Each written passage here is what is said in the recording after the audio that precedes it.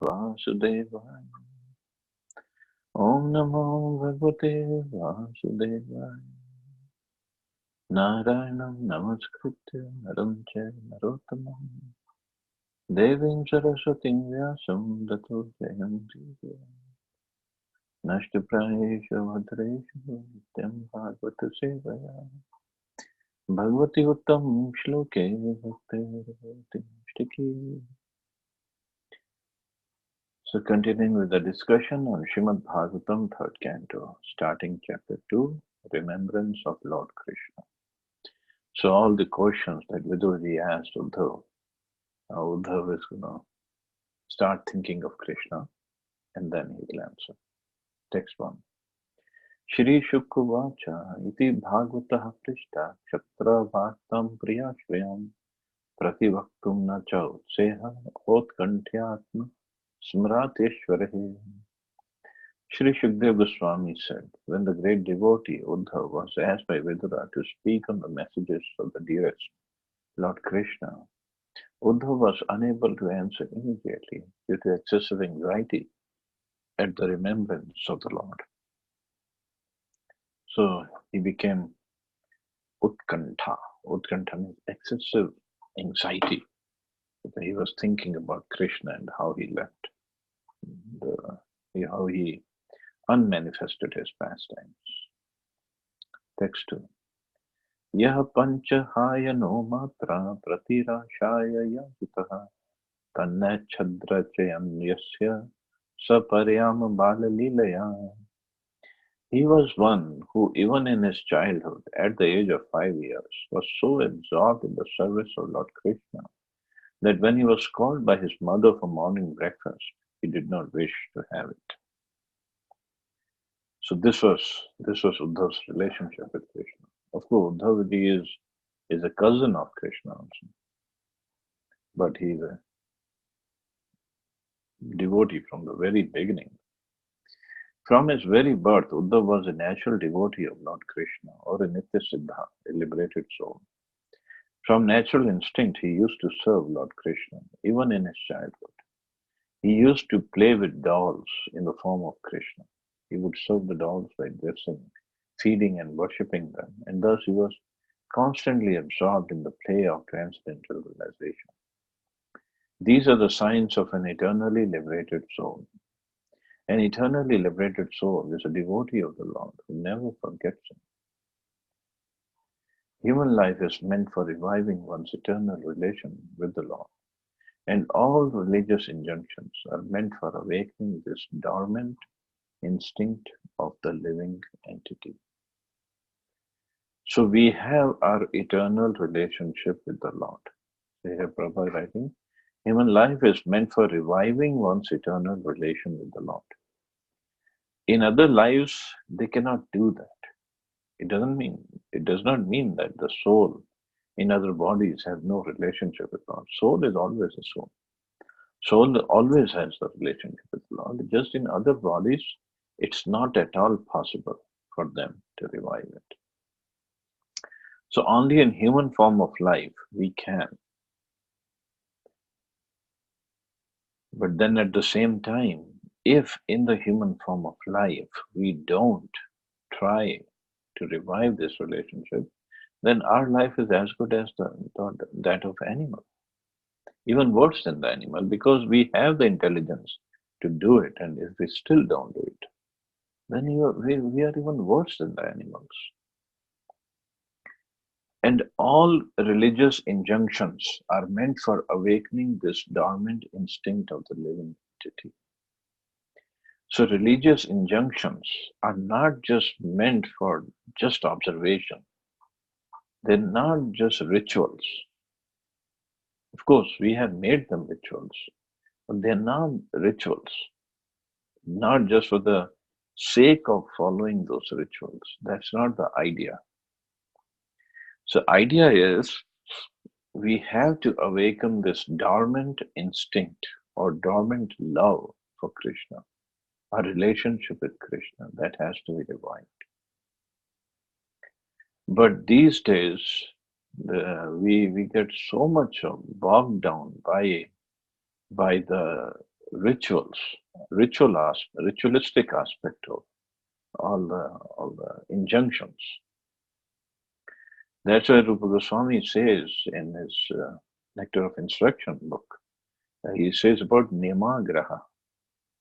So Niyamagraha means this is the one of the things that comes. It's an obstacle on the path of bhakti. Means one who just follows the rules and regulations of religious life, or it has other meaning also. One who does not follow at all the rules and regulations. In both cases, it's not possible to make progress on the path of bhakti. But we put so much of emphasis on following and following and following without understanding the meaning. Ekadashi, wonderful day to remember the Lord, to make progress. Madhavtiti Bhakti Janani. But we get bogged down by what? Oh, what you can eat, how much you can eat, whether you can eat this or whether you can eat that. But that takes away the whole process of what is Ekadashi for? Ultimately, what is it for? Perform some more bhakti, chant some more rounds, and chant very attentively. So we get more benefit that day. Like tonight, I don't know in India what time it is, but there is this lunar eclipse tonight here in America. Now the devotees, so for those who are not devotees, they don't care at all. The devotees, they get bogged down by, okay, we have to cover the food stuff with this kind of grass or this kind of plate and put tulsi. Arey Baba, this is not the purpose of lunar eclipse. Purpose is to chant more. Till what time we can eat and what time after the eclipse we can eat. That's not the purpose. But we get into so much of these technical details, and then we forget the real purpose. And then we are very happy. Oh, we followed the technical details very nicely. That wasn't the purpose. Just like in India, once I was giving a class, and one new person, he was a devotee, but first time he was in my class, and then he says, "Oh, Prabhuji, on Ekadashi, we have to be very careful." I said, "Yeah, we have to be careful, so we'll chant more rounds." He said, "No, on Ekadashi, I don't even brush my teeth with the toothpaste, because toothpaste might have some ingredients which might break my fast." And I was like, well, if you're not cleaning your teeth with your toothpaste on Ekadashi, whatever you do, don't come close to me. That's all. I don't want to smell your bad breath. What's the purpose? Is it Ekadashi for that? Did Prabhupada ever emphasize on all these things? Why did Mahaprabhu says, Harer Nam, Harer Nam, Harer Nam Yakevalam? Kalau Nastir, Nastir, Nastir, Gatiranyatha. He did not say follow Ekadashi this way and eat up to this time and don't eat this and eat this and this and that. Yes, don't eat grains, but that's about it. But chant more rounds. Serve more. But that's not what we do. And that's when we don't get the right essence of the practices that we perform.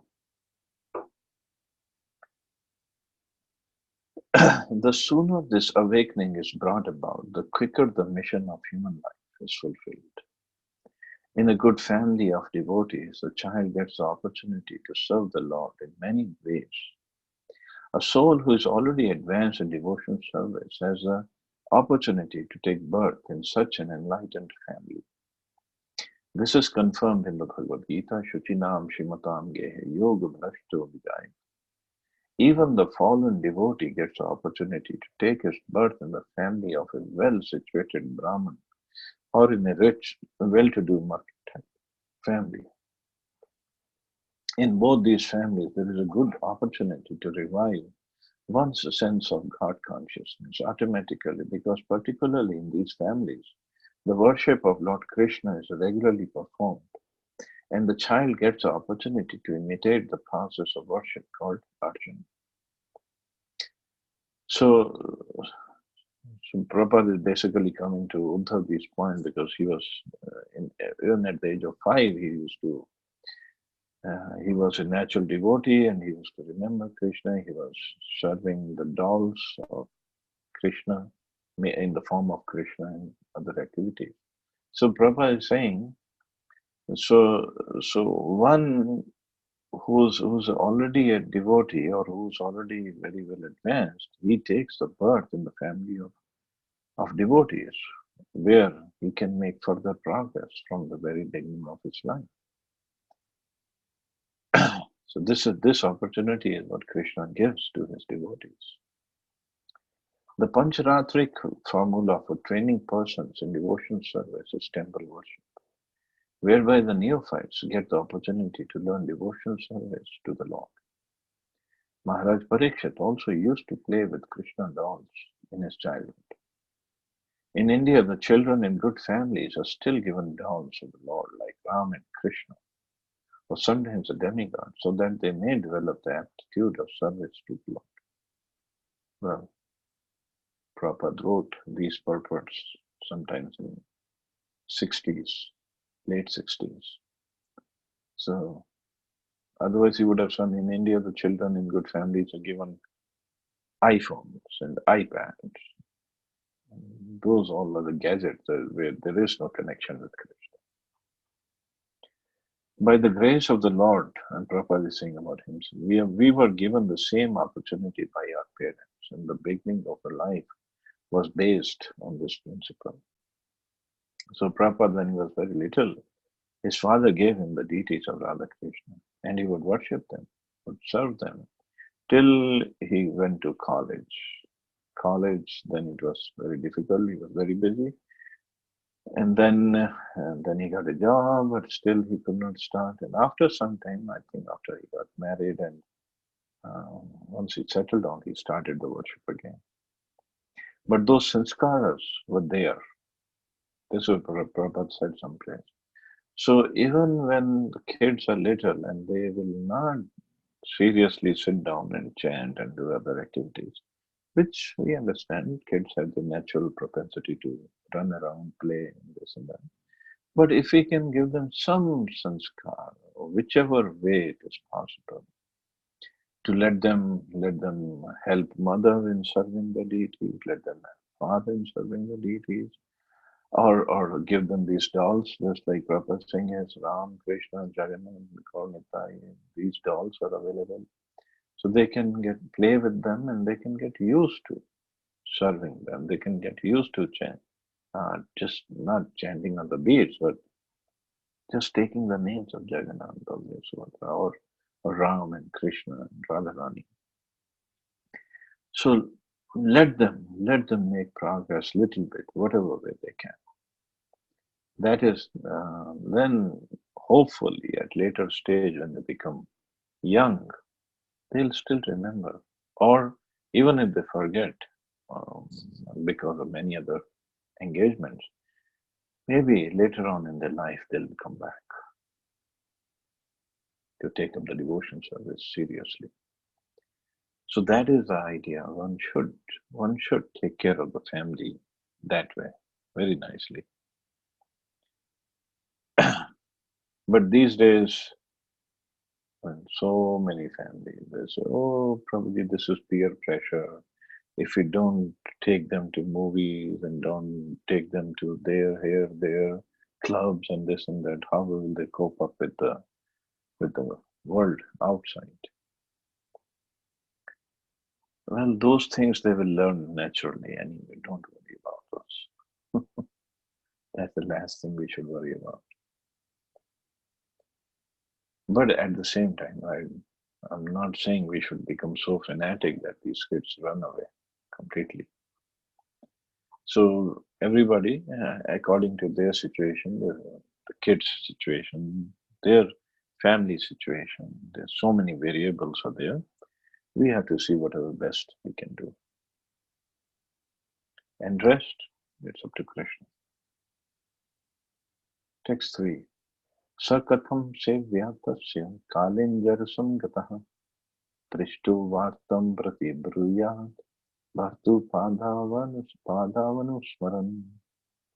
Uddhav thus served the Lord continuously from childhood, and in his old age that attitude of service never slackened. As soon as he was asked about the message of the Lord, he at once remembered all about him. Transcendental service to the Lord is not mundane. The service attitude of the devotee gradually increases and never becomes slackened. Generally, in old age, a person is allowed retirement from mundane service. But in the transcendental service of the Lord, there is no retirement at all. On the contrary, the service attitude increases more and more with the progress of age. So, if we are thinking of retiring from serving Krishna, that's never going to happen. Of course, the service might change, like physical service. If we cannot do too much physical service, then some service can be changed. But the attitude of service increases more and more and more. One of the reasons is because if we have taken up the devotion service early in the life or even at young age, when we become old, by that time, if we have continued with our service,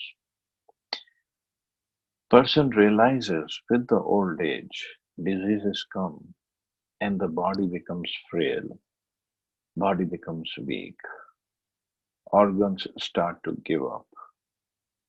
Then it's very, very difficult to do anything else anyway.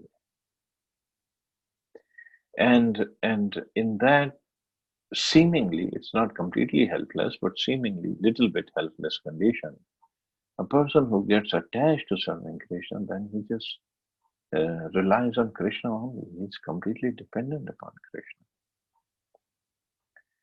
And also those who haven't taken up devotion service, I have seen the old people, they basically waste their time in reading newspaper, talking about politics, talking about their family members and how wrong all the family members are, complaining about the family members, complaining about their health, and whatever few topics, other topics, maybe sports or cricket, these things, or whatever. They because they haven't tasted service, devotional service to the Lord, so at that age they will never get a taste from it. But those who have tasted a little or more than just a little, then in the even in the old age, they don't want to get into talking about all nonsense things of the world. And now they realize this is my best time. I can sit down and chant and take rest and cook for Krishna and again sit down and then wake up and chant or maybe read something or listen to something. The bhajan is there, kids, the lectures are there. So whole day they can be engaged like this. It's very practical. But those who haven't tasted this in the young age or even in the grown-up age, they'll never get a taste and they'll never be able to do it. So the idea is, so we should take it up and we have to preach to others to take it up when they are young. So at least, if nothing else, the old age becomes smoother. Otherwise, it's very, very difficult for old people to survive without any um, practical engagement. It's very difficult. Even the government doesn't want us to serve after 65 or whatever the retirement age is. Even government says you're useless for me. It's only Krishna doesn't say that. In Krishna service, Prabhupada is saying, in the transcendental service, there is no satiation, and therefore there is no retirement. Materially, when a man becomes tired by rendering service in his physical body, he is allowed retirement. But in the transcendental service, there is no feeling of fatigue because it is spiritual service and it's not on the bodily plane. Service on the bodily plane dwindles as the body grows older, but the spirit is never old, and therefore on the spiritual plane, the service is never tiresome. And Srila Prabhupada, by his own example, he has proved that. At the age of 69, when practically everybody retires at this age, he left India to go to America to start a new movement, to take up the mission of Chaitanya Mahaprabhu at the order of his own Guru Maharaj. It's not an age that anybody wants to venture out to do something new without any support, and that too without any support, without any manpower support or financial support. Nobody can do that. And then at that age, it's not like America was sitting here with open arms. So Swamiji is coming, let's help him. No. He had to go through so much. I mean, there were attempts on his life. He was about to get killed by David, one of his roommates.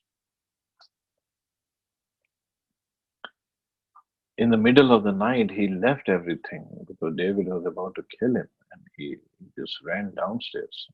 Again, middle of the night, no money in the pocket, nowhere to go. At the age of 70, who will do that? But Prabhupada did that. And the next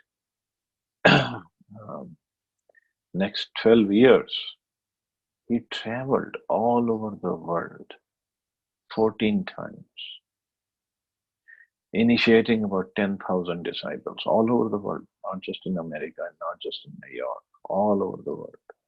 Opened 108 temples, managed the whole society, managed the disciples, taught them everything from scratch, how to even wear a dhoti, how to put on tilak. To ladies, he taught him how to put on a sari, how to cook, how to do accounts of the temples, how to run a proper business, like Govinda's restaurant or spiritual sky business or other, how to write books. And he translated books, he gave lectures. Look at his, all of his recordings for the purpose that he gave. Without the books, this movement wouldn't have gone anywhere. Books are the basis, and this is what Prabhupada gave us. And that too while traveling all over the world. And that too at an advanced age where health was not very supportive. And the management strain also at the same time. Look at all the amazing achievements he did. At the age of 70, he started meeting with politicians, meeting with businessmen, industrialists, meeting with hippies, rock stars, common men, professors, and he had given so many interviews, and he would defeat them in debate. No matter who, which professor, which subject matter he excelled in, Prabhupada would defeat him. So it's not easy. That's just like once Prabhupada was so sick, and they were probably on a higher floor, 10th or 11th floor, and Prabhupada had to go somewhere for preaching engagement.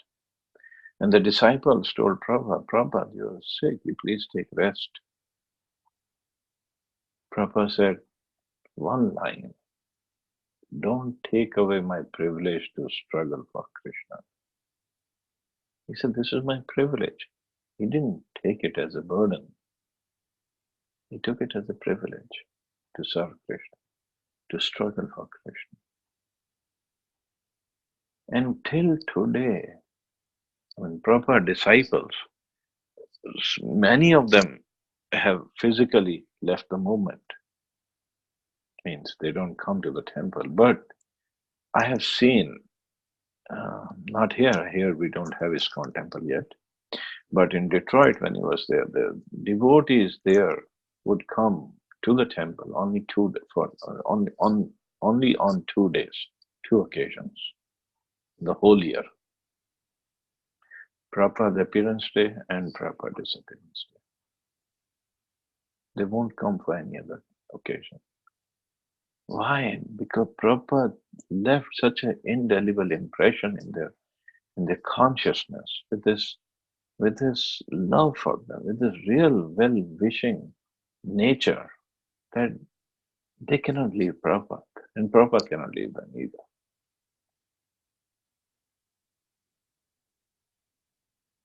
Prabhupada wasn't just doing the material management of the society. He really gave them love and care, which they cannot forget.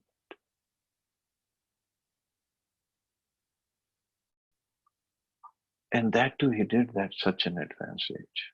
And that too, I mean, if we just look at, if we read Prabhupada Lilamrita, Prabhupada was 70 years old when the movement started.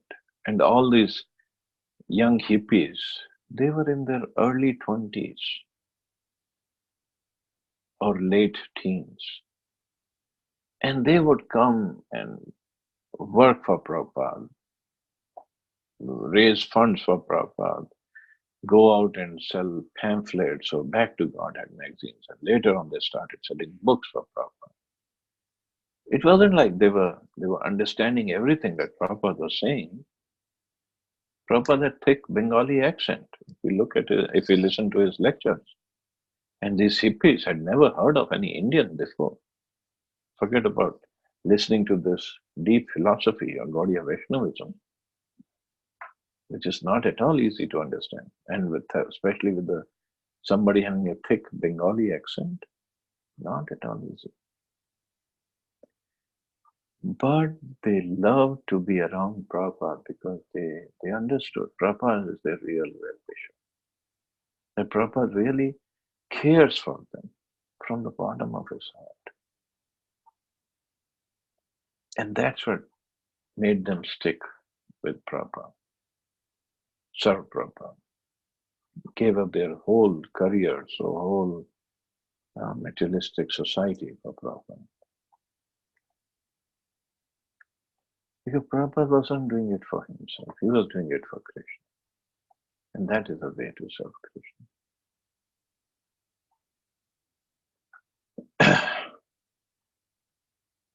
Okay, just last paragraph. Uddhava undoubtedly became old, but that does not mean his spirit became old. His service attitude matured on the transcendental plane, and therefore, as soon as he was questioned by Vidura about Lord Krishna, he at once remembered his Lord by reference to the context and forgot himself on the physical plane.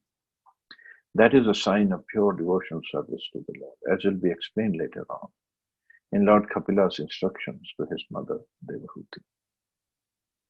So we'll stop here. See anybody has any questions or comments?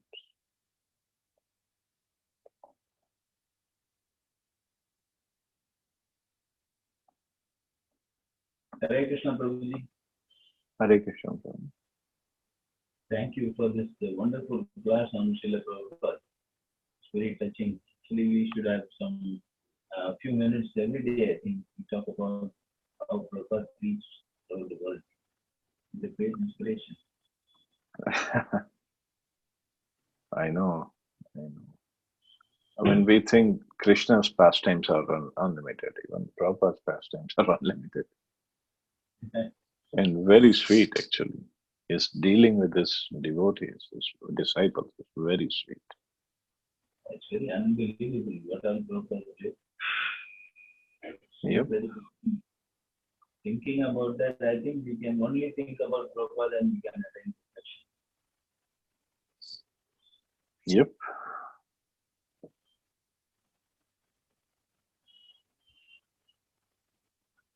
Hare Krishna Prabhuji. Hare Krishna. Dandavat Pranam Prabhuji.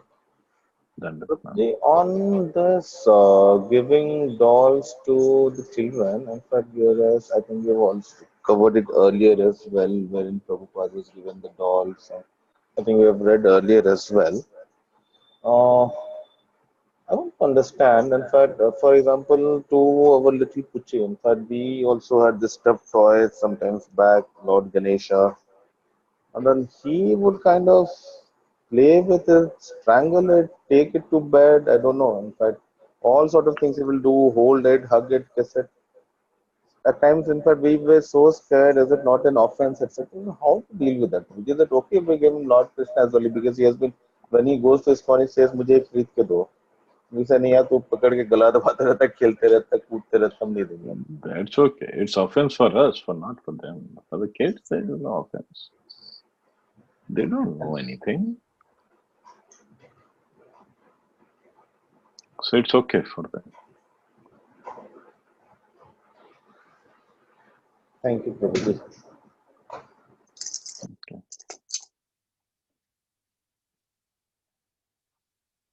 Any other question come?